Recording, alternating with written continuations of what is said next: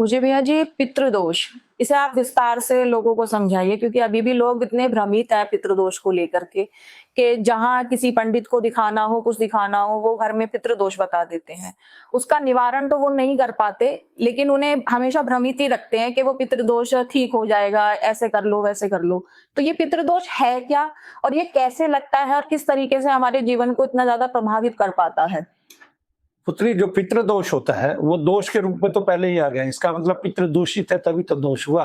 पितृ शैतान के रूप में है तभी तो दोष हुआ। तभी जैसे एक बोलते हैं कि कोई जवान मर गया, ऊत पितृ मर गया। ऊत का मतलब क्या होता है कि हमारे यहाँ जो ऐब है, जितने इस संसार में बुरे कार्य हैं, वो अगर कोई आदमी करता है, वो मर जाता है, तो ये कहते हैं कि ये ऊत पितृ है। ऊत पितृ मतलब परेशान करने वाला है। फिर उसको कुछ खाना वाना खिला देते हैं, वो कुछ दिन के लिए शांति पा जाता है, लेकिन वो सबके शरीरों में धीरे धीरे घर कर लेता है। उसका तत्व सब जगह छा जाता है, सब और आ जाता है। ऐसे एक बच्चा था, उसको काली खांसी हो गई, ठीक है ना। यदुवंश का था वो बच्चा, मेरे पास काफी आता जाता था, थोड़ा छोटे कद का था। उसको एक बार काली खांसी हो गई, मुझे पता नहीं था, वो कुत्ते की तरह धो धो कर रहा था। तो आधे घंटे तक मैंने उसका जाप किया, तो वो लड़का ठीक हो गया जी, ठीक है ना। वो लड़का ठीक हो गया, तो पता चला उसको एक दूषित पितृ है जिसको काली खांसी थी और वो खांसी से मरा था, ऐसे ही खांसते खांसते। तो ये दोष ही है। अगर हम अब इन पितरों को हम भोग देते हैं तो ये क्या होता है कि वो दोष से और बलवान हो जाते हैं। ये ऐसे ही होता है कि जैसे कोई पहलवान हमें मारना चाहता है और हम उसको खीर खिला रहे हैं, अब वो खीर खा के हमें और तेजी से मारेगा। तो सबसे पहले तो पितृ के दोष को समझो। दूषित है यानी कि पितृ दूषित है तभी तो दोष उत्पन्न हुआ। अगर दूषित नहीं है तो दोष क्या। तो इसका मतलब क्या है कि हमें पितरों का पूजन नहीं करना चाहिए। पितृ जब आकाश मंडल, आकाश मार्ग में पहुंच जाए और वहां से अपनी तृप्ति के लिए साधन मांगे, जैसे भगवान राम के पिता ने दशरथ जी ने किया, और हम तब आपके गुरु आपको बताएं, वशिष्ठ आपको बताएं, अगस्त्य मुनि आपको बताएं कि अब आप अपने अपने पिता का श्राद्ध कीजिए ताकि उनके निमित्त उनको ग्रहण हो सके और वहां पे मिल जाए। ठीक है, इसके लिए कई बातें बताई भी गई हैं कि अगर पितृ दूसरे लोक में पहुंच गया तो आपको फिर जरूरत नहीं है। वो पितृ के रूप में है, देवता के रूप में है, तो फिर जरूरत नहीं है। लेकिन अगर वो दूषित रूप में है, दोष के रूप में है, तो फिर सब कुछ जरूरत है। फिर भगवान के नाम से, भगवान के नाम के जप से ही उसका निवारण किया जा सकता है और उसको शांति प्रदान की जा सकती है। इसलिए मैं पितृ को पूजने की बात कभी करता ही नहीं। आप हनुमान जी महाराज को पूजिए, भगवान शंकर को पूजिए, उनसे उनकी शांति मांगिए, वो भोजन देंगे उनको, तब उनकी शांति अपने आप हो जाएगी। वो उनकी भूख मिटा सकते हैं क्योंकि वो सूक्ष्म के है मालिक है, और जो सूक्ष्म का मालिक है वो सूक्ष्म पदार्थ से उनकी भूख मिटा दे।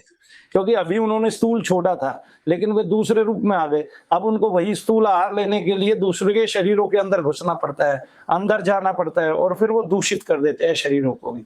इस तरह फिर वो मनचाही करने लगते हैं, वो आप पे फिर उन्माद में आ जाते हैं, फिर उनसे ज्वर चढ़ने लगते हैं, तो पितृ ज्वर चढ़ने लगता है या पित्रोन्माद उत्पन्न हो जाता है। ऐसे तो अनंत प्रकार के उन्माद उत्पन्न हो जाते हैं और वो दूषित हो जाते हैं। इसलिए पितृ दोष को नगण्य मान लें बिल्कुल आप।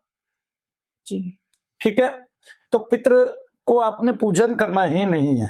देखिए, दक्षिण भारत में लोग पितरों का पूजन ना के बराबर करते हैं, जी, दूसरे देशों में ना के बराबर करते हैं। तो उनके यहाँ जो पीड़ित की संख्या है भूत प्रेतादिकों से या पितरादिकों से, वो कम है, नगण्य है, कम है। जो पितरों का पूजन कम करते हैं वे जल्दी ठीक हो जाते हैं। ठीक है, और जो पितरों का पूजन करते हैं वो कभी ठीक नहीं हो पाते। तो वो अपने पितरों के सभी समस्त नाम याद रखते हैं, अपनी वंशावली के ये गया, ऐसे ऐसे गया, तो वो जाके किसी भी तांत्रिक को वही बताते हैं, और प्रत्येक तांत्रिक यहाँ पर भक्त बना बैठा है। जी, ठीक है, यहाँ पर तो ऐसे ऐसे लोग प्रेत निकालते हैं जो योगी नाम रख लेते हैं आगे, जी, और उनसे प्रेत का वैसे नहीं पता, अपने घर के प्रेत नहीं निकलते उनसे।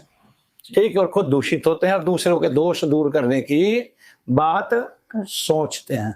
तो ऐसा हो जाता है। तो हमें पितरों को कभी पूजना नहीं चाहिए परिपूर्ण रूप से, हमें उनको भोग नहीं देना चाहिए। और वो भोग भी आप स्थूल दे रहे हैं, तो पितरों के पूजन में जब क्या कहते हैं सूक्ष्म भोग देते हैं, तो सूक्ष्म भोग केवल जप से जाता है, तब उनको शांति मिलती है, भगवान के नाम से शांति देती है।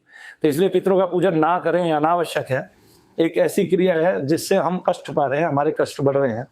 आप देख लीजिए, जैसे गंगा जी है, गंगा जी जो है पितरों के उद्धार के लिए बनी है। किसी भी व्यक्ति को अगर पितरों की समस्या है और पीड़ित पितर है, तो जैसे ही वो गंगा जी में नहाएगा उसके शरीर में जलन होने लगेगी, शरीर उपड़ जाएगा, त्वचा के कई रोग होने लग जाएंगे। जैसे जैसे वो नहाएगा वो रोग बढ़ता जाएगा, और फिर धीरे धीरे वो घटने पे आ जाएगा नहाने से ही। तो फिर उसको डॉक्टर की दवाई की जरूरत नहीं पड़ेगी। किसी को सर में बहुत ज्यादा दर्द रहता है, ठीक है, वो नहाने लग जाए, जल पीने लग जाए गंगा जी के किनारे जाके बस जाए, वो 20 दिन में उसका दर्द जो है चल के ऊपर से नीचे आ जाएगा, यानी कि पैरों में आ जाएगा। और फिर पैरों के माध्यम से धीरे धीरे धीरे धीरे धीरे करके, गति तो कितनी भी धीमी हो सकती है लेकिन निकल जाएगा। जय शनि। जय शनि।